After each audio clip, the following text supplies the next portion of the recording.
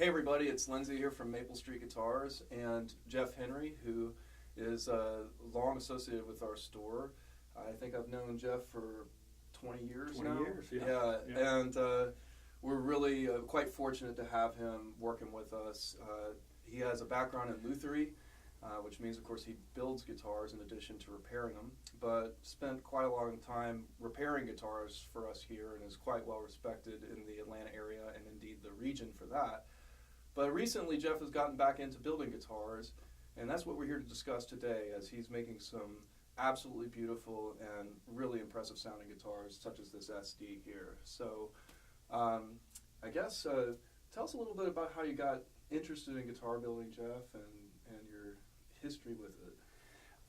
Well, I've always been interested in playing music since I was a teenager, and even before that. Shortly after our first band broke up back in the early 90s, I became aware. I was actually on an airplane flight and reading the Sky magazine, which you never get anything out of. But in this case, it was about vintage guitars. Oh, cool. And I'd never seen an article about vintage guitars before. And saw something about John D'Angelico in there. And I'd never realized before that point that individuals made guitars. I mean, I always thought it was companies, Fender and Gibson and Martin, and that's what just, you grew up with. Just companies and factories. And I just got fascinated with the idea of an individual making guitars. And that is kind of what first drew me into Luthier. Cool. How old were you at that time? I was 25. Okay, so yeah. Still a young guy. Yeah. So what was the process to, follow that dream? How did you get started? I lived over in Candler Park at the time in the Atlanta area, and there was a guy down in the business community that had a guitar shop, and being kind of young and naive, I thought I could go down there and just start apprenticing for him. And I walked in and just said, hey, I'm interested in this, and he was real nice, but just gave me a Stuart McDonald catalog, which is a guitar supply. We spend lots of money with them. Catalog, yeah, for Stuart McDonald. This is pre-internet, and so I got just really interested in that. There's all these great tools and a lot of ways to spend your money in there. But just started researching it there. I bought a book on how to build guitars. Eventually wound up ordering a kit. Well, it was kind of just parts for all the guitar, not from SUMAC, but from another source, LMI. And got about halfway through that and realized that I needed some expertise in constructing that guitar. It was much more difficult than I had hoped it would be. I think a lot of people run into that, right? Yeah. We see initial efforts here, and then you run into bridge placement or neck, and you go, Yeah, and I never even got that far. Yeah. I got the box made and just never got the neck put together. So I think, one of the things that's interesting about Luthier is it's one of the last vestiges of apprenticeship in America. You mentioned that, at one point there were all these instrument builders, and you would pass that information down just like watchmakers or things like this. And today it's a relatively small group of people. If I remember correctly, you sought out someone to train you eventually. What was that process like? I have found the apprenticeship kind of whole process to be non-existent. It's more people going to schools now, which is what I wound up doing. I joined the Guild of American Luthier, and which is just they produce a quarterly journal, which is nice. It's really informative. And I saw somebody in there that had written about this school in Maine called the Maine Guitar Maker School, and I contacted the fellow doing that, and it wound up being a good program for me. I wound up going up there for about 3 months. It was just me and one other student, which is perfect. A lot of hands-on experience, and so Nick Apollonio was my instructor up there. Just kind of jumped right in. Started on a 12-string guitar. That's the first guitar I made. That's ambitious. And then also did a cutaway 6-string while I was there. But yeah, that was just a wonderful way to get into it. You got to have resources and time to do this stuff, and I appreciate that. But at the time, we were able to swing it. So. Still young, so had a lot of flexibility, That's right. Pre-kids and all that. That's right. Yeah.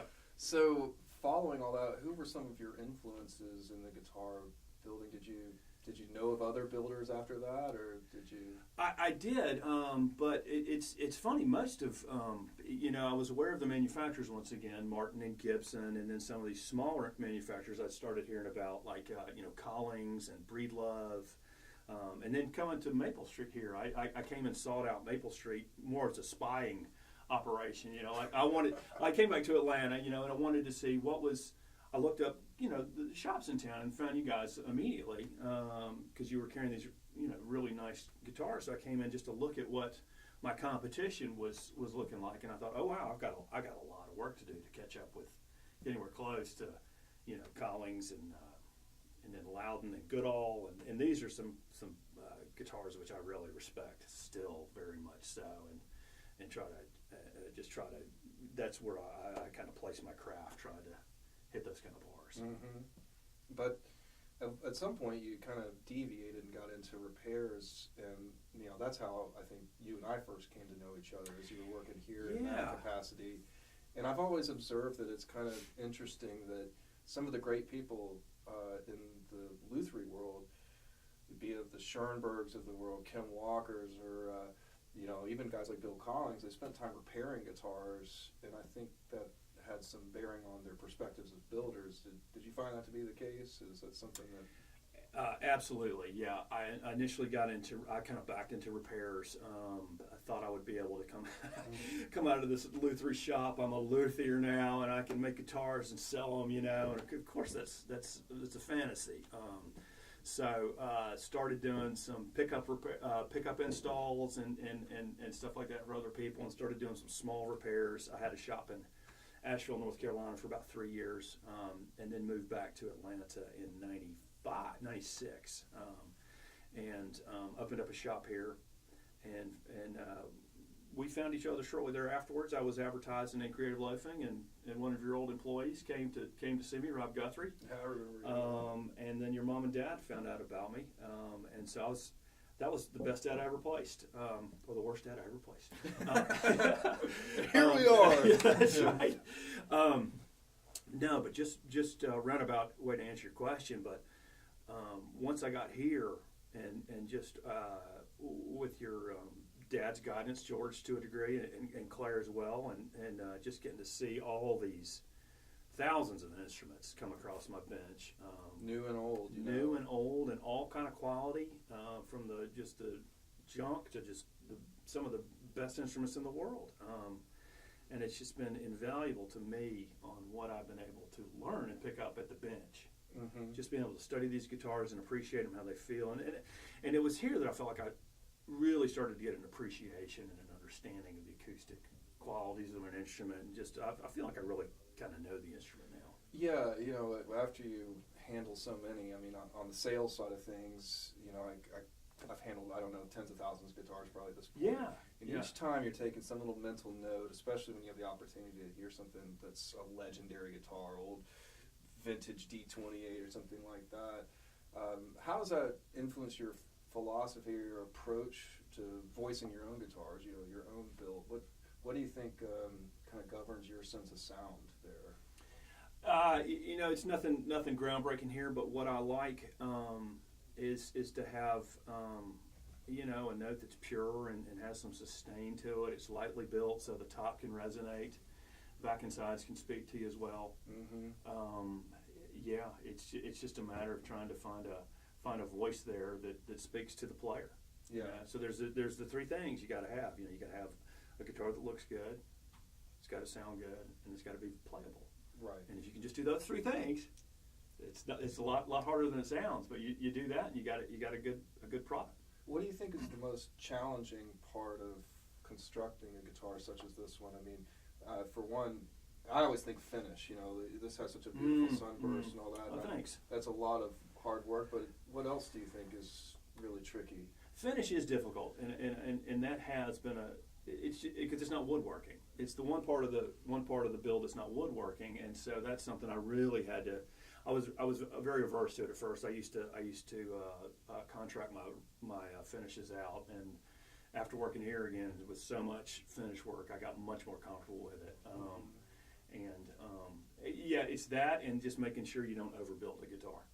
like, how long does it even take to build a guitar like this? I mean, there's so many elements, even sourcing the materials. This one's really cool, by the way. It actually has maple back and sides and a cool 3-piece construction that is wood that came from Jeff's yard. It's true. Now, neck too. It's really, we've seen this in our business frequently where people will just find some random piece of wood and decide, hey, I'm going to make a guitar out of this. Well, you can't necessarily do that because not every piece of mahogany is good for tone wood.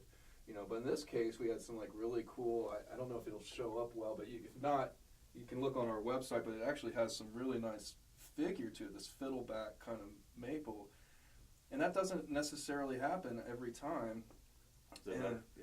And so this just happened to be in your yard, huh? It just happened to be my yard. The tree was out front. It was one of the selling points of us getting the house, and it's just a beautiful tree that my daughter grew up playing in the leaves, and we had a lot of neighborhood kids that would come and play in the leaves, and I loved that tree. I would do some paintings of it. I'd dabble with watercolor and do some paintings of it. I took a lot of photos of it, and the tree died about 3 years ago. It came down, and I just had it was a maple tree, and I thought, well, maybe there's some good wood in there. And with my neighbor's help, he actually wound up cutting most of it up into the log parts, and then I had other folks. I did run the chainsaw a little bit myself, but it was a real work of labor. But I was so glad to be able to salvage some of the wood from this tree. I got enough for about 10, 12 guitars.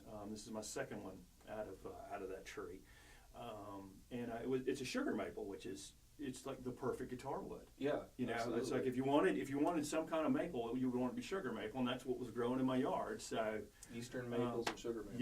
Yeah. So and then it had this figure in it, which you never know is going to be there until you cut it. And so I was just thrilled to have this wood. So apart from that, I mean, again, like how long does it take to make this guitar? This one probably took me 120 hours.